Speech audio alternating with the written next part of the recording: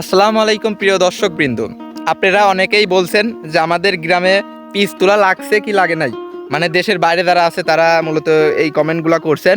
আজকে এই ভিডিওতে সব কিছু দেখাই দেবো। আজকে হচ্ছে 5 রোজা। আপনাদের আগে মানে পেঁয়াজের স্যাম্পলটা একটু দেখাই দেই, দেখেন তারপরে বলতেছি।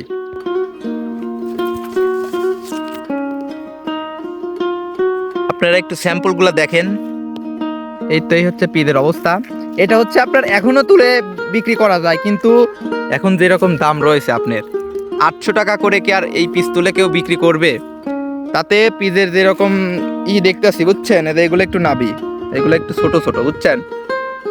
আপাতত আপনার 10 থেকে 15 দিন লাগবে পিস তোলা।